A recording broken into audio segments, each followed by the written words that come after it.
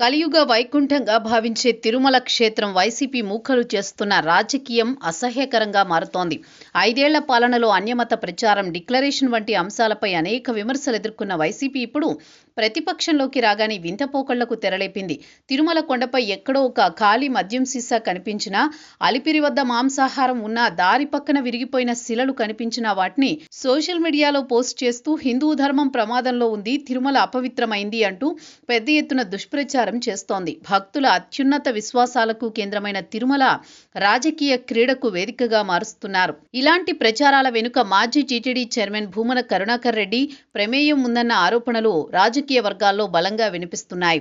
భూమన ప్రత్యేకంగా కొన్ని టీములను ఏర్పాటు చేసి కొండపై చిన్న చిన్న లోపాలను భూతద్దంలో చూపించడం, లేదా కావాలనే అపవిత్రమైన వస్తువులను అక్కడ పడేసి వాటిని చిత్రీకరించడం వంటివి చర్యలకు పాల్పడుతున్నారని విమర్శలు వస్తున్నాయి.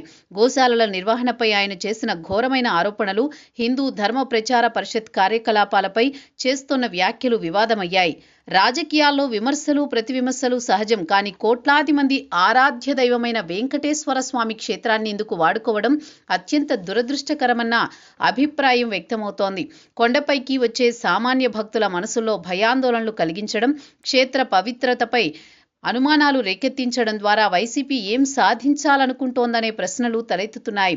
లడ్డూ వివాదం సమయంలో తప్పు చేసిన వారిని వెనకేసుకొచ్చిన నేతలు ఇప్పుడు చిన్న చిన్న అంశాలను రాజకీయం చేయడం వారి ద్వంద్వ నీతికి నిదర్శనంగా మారుతోంది.